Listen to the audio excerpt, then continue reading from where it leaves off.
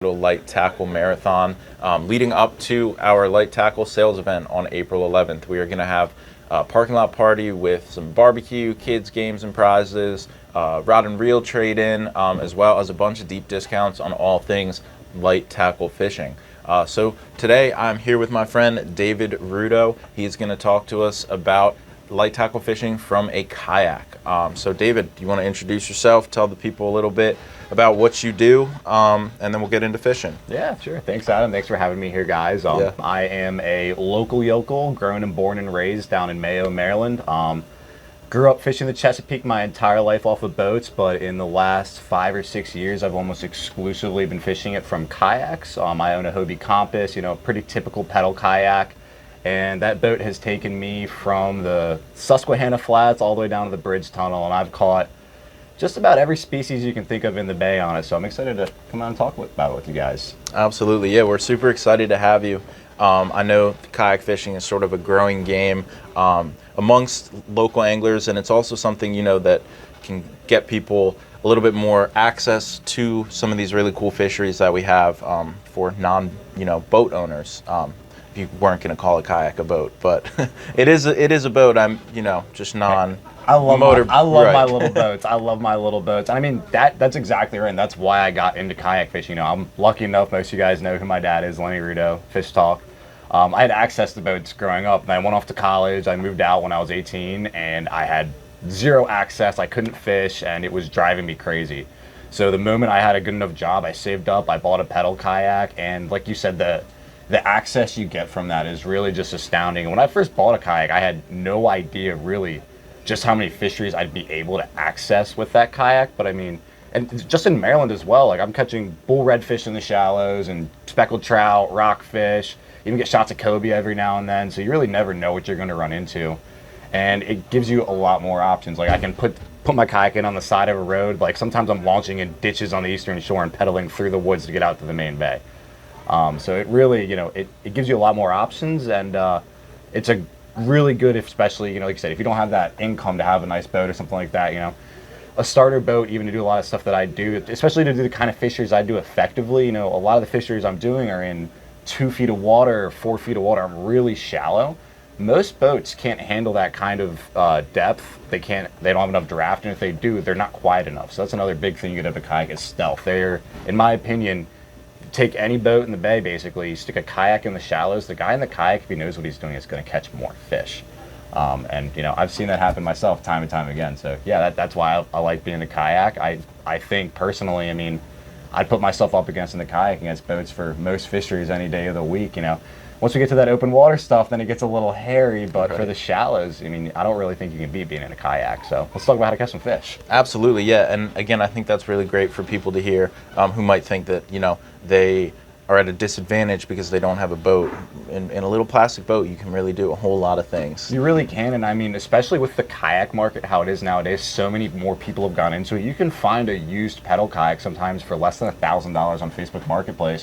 And that's something you want to, check out before you go, do some water tests, and don't take it on the open bay the first time you do it. You want to be safe, but that barrier to entry has really, really came down when it comes to accessing some of our fisheries around the bay, especially since, we don't, like I said earlier, the kayak, we don't have a lot of, boat ramps in some areas and stuff like that. So all you need is a beach for a lot of the stuff. You need a beach, a little spot to park near the water. That's it. And that's, the beauty of it. 100%. So yeah, like you said, let's get into fishing a little bit. I know a lot of what you do is sort of Maryland style flats fishing for rockfish, drum, and speckled trout.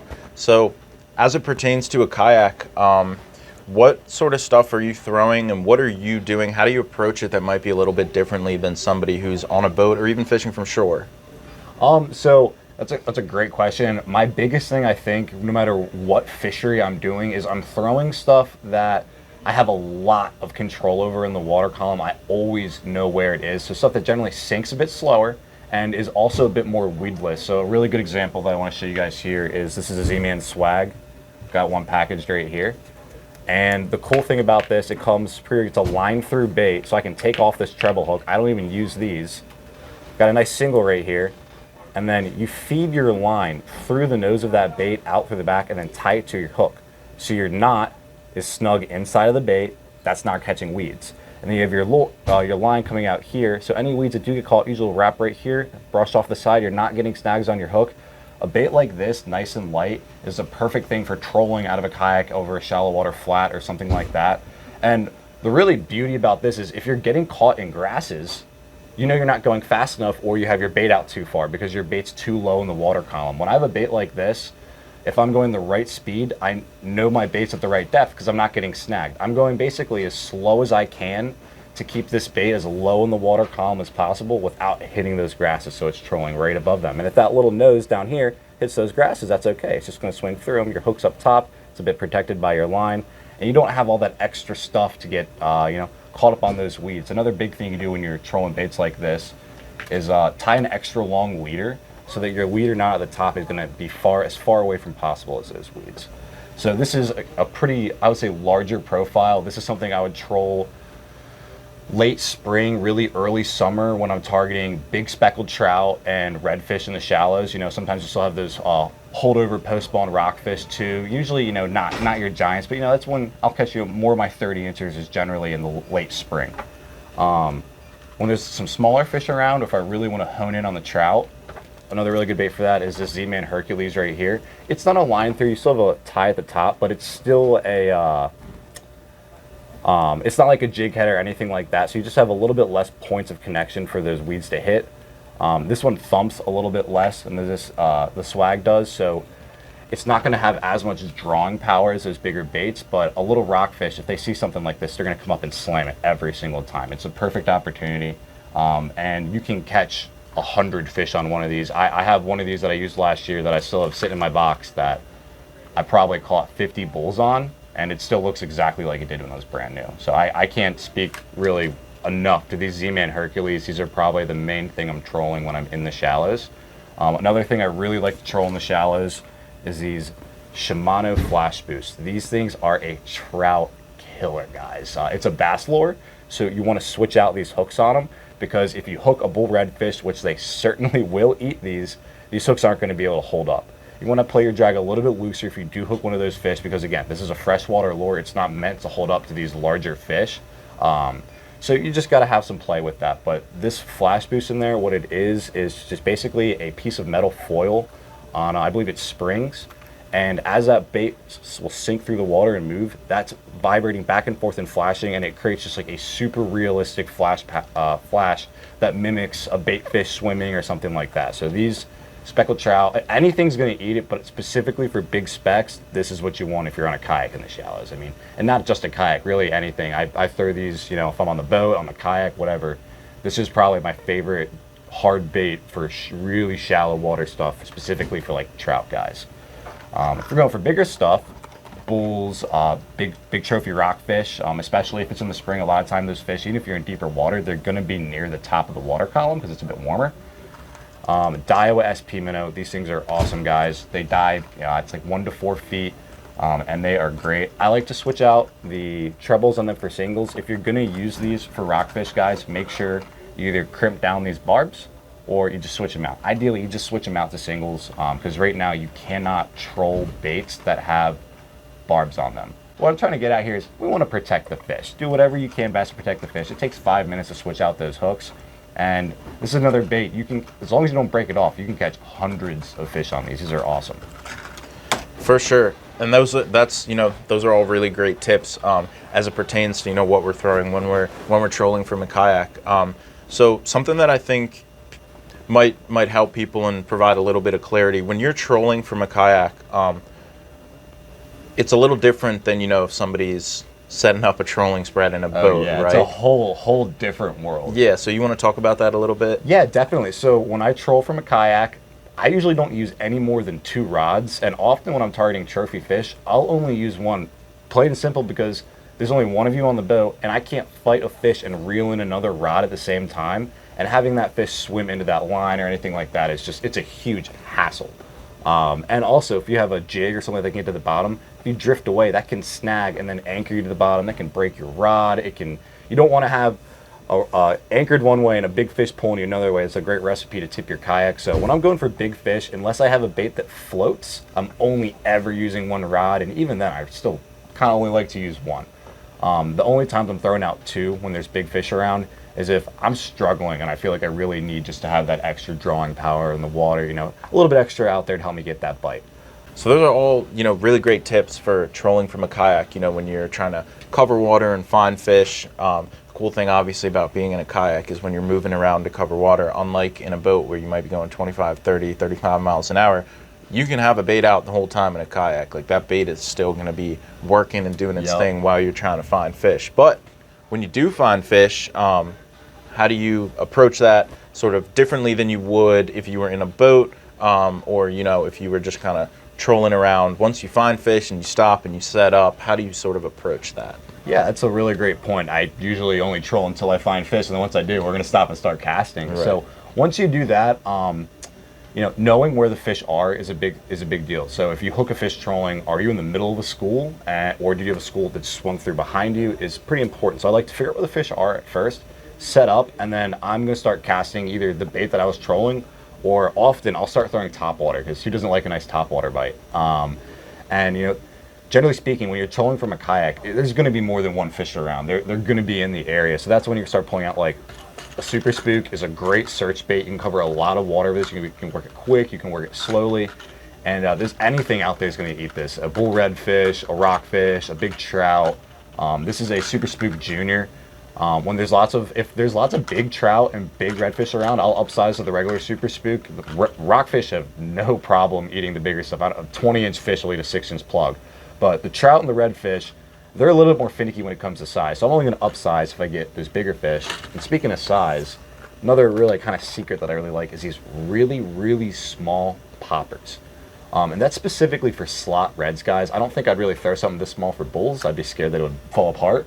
But for slot reds, these things are killer, guys. They don't have very big mouths and they're downward facing. So something that makes a lot of noise and draws their attention in and is really small is going to be the perfect profile for them to eat. They can just come up behind, get that nice skinny end in their mouth really easily and suck it down. When I'm doing this, another really important thing that I think we should mention is, you're fishing flats, you're fishing clear water, you need some good fluorocarbon leader. And with that, for our lighter stuff, I am doing 20-pound or 15-pound test. Honestly, I don't really care which. I like to go as light as I possibly can when I'm doing this stuff. So if the water's really clear, I'm going 15 every time. If there's lots of oysters and stuff like that around, though, or if I'm fishing docks, I'm probably going to upsize to 20 just so I have a little bit more abrasion resistance. And then when we're handling redfish, big rockfish, really any trophy fish out of a kayak, you're going to want a 50-pound leader at a minimum. The reason being, when you get that fish close to the kayak, there is no way to control it other than grabbing the line. You need something that you can wrap around your hands. It's not going to cut you up. And when the fish gives a big head shake, it's not going to break off. 50, you still have to give some give with that fish, and it still can cut you. Sometimes I'll upsize to 60 or even 70 if I'm in really muddy water, and that's specifically from a kayak, guys. If I'm on a boat, it's not really nearly as much of a big deal. You can net the fish and stuff like that, but the only way to control a big fish in a kayak when it's that close is by grabbing the line. That being said, 40-pound Power Pro, any kind of braid, but I really like Power Pro, is going to be a minimum for these fish. I'll run 50 pretty often too, but when you're targeting big redfish specifically out of a kayak, I mean, anything other than 40, not only is it going to you might break off, but you're also going to have trouble getting that fish in quick enough to stay on the school.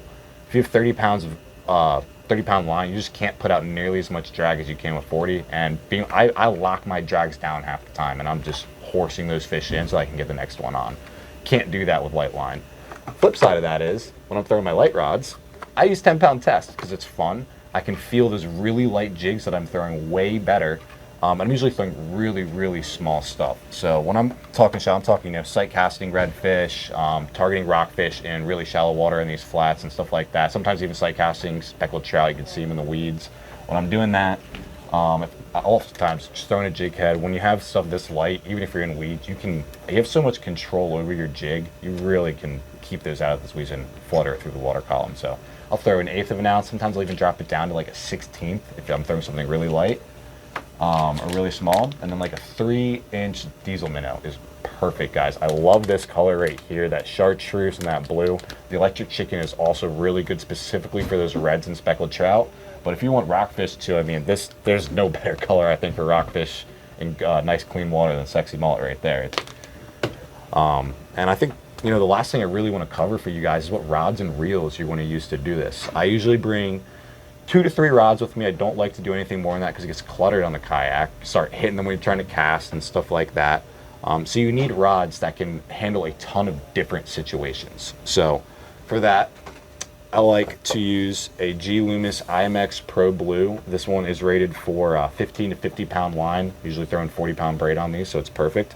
The 5000 Vanford. This is a super light setup. It makes casting of the kayak super easy. Handling it, it's not a bear. When you're in a kayak, you don't have a ton of space. You can't stand up. You want stuff that's gonna, you know, give you the most advantages you can have. And a nice light rod with a ton of backbone like this is absolutely perfect for being in a kayak. The other thing about that is, you know, say you only brought your light and your heavy rod, the big fish aren't eating, you can throw a lighter bait on this rod. It's so sensitive, you're still gonna be able to feel it. I've had days, I had a day actually, back when I lived in Louisiana, I was out fishing. I broke my small rod and all I had was my big rod, and I proceeded to spend the day catching 15 to 17 inch trout on a medium heavy rod like that. You can't do that unless you have nice gear.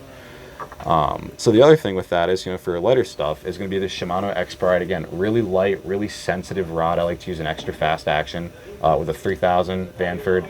Spooling this with the 10-pound test. And this is, you know, super light, super versatile rod. And what's really cool about this is, you know, you've got that extra fast action, so you can feel your jigs in the water. You can, you know, get nice hook sets and stuff like that, but you can also still work a top water or a hard bait effectively. Whereas if you use like a medium action or a slower action, you're gonna have good action for your hard baits and stuff like that, but feeling a jig and getting that more control in the water column with it is gonna be a lot more difficult. So I like to have that really stout rod and nice backbone when I'm on the kayak. So you definitely, it sounds like you're looking for a lot of versatility in your rod selection so that you can, you know, keep the number of rods you have on your boat small, and also be able to do a lot of different things with both your rods in case something does go wrong, like if you snap a rod. Exactly. And another good, like, I have this Pro Blue. I use the same 2 rods for almost everything, guys. I use that for top water for snakehead. You know, I'll just take off my leader, throw on a frog, and we're good to go. It's a nice stout rod. It throws frogs perfectly. You got 40-pound line on it, so you're already ready. So again, it's versatile. You can use it for kind of whatever you're doing. I've had days where, you know, I'm driving down the eastern shore, I'm trying to fish the flats, and it blows up. It's too windy to fish. I have all my rockfish stuff with me, but I can go hide in black water and go snakehead fishing. Right. So then I've got my nice heavy rod with me still. I can still throw a top water, and we're still good to go. So having those options available to you, I think, is, you know, just really key. You know, you're not in a boat. You can't blast 60 miles across the bay if the fish aren't there. Or if, you know, the conditions are different than you thought they were. So you need to be able to accommodate to those conditions no matter what they're going to be, whether that's switching fisheries, approaching a fishery differently, or, you know, whatever that may be. 100%, 100%. Well, that was all really great information. I hope that gets some people excited about kayak fishing this summer. Thank you so much for coming in, David. Remember, guys, we have our light tackle event on April 11th. Tons of discounts going on, parking lot parties, so make sure you come by. Last thing before we wrap up here, where can the people find you, David, if they have questions, if they want to reach out, or if they just want to see some of your content and what you do? Yeah, so I'm Reelin' with Rudow on all platforms, Reelin' with no G. You guys can also email me at reelinwithrudow@gmail.com if you have any questions. I'm an open book. I am happy to help. I also do weekly fishing reports for the Maryland and Virginia ports of the Chesapeake Bay for Salt Strong. So if that's something you guys are interested in, you can find me there. Yeah, if you just Google my name, you'll find all my media everywhere. I'm pretty all over the place at this point. Awesome, awesome. Well, thanks a lot, man. I'm sure everyone appreciates all the kayak fishing information, and we'll see you next time. Awesome. Thanks, Adam. It was a pleasure. Awesome.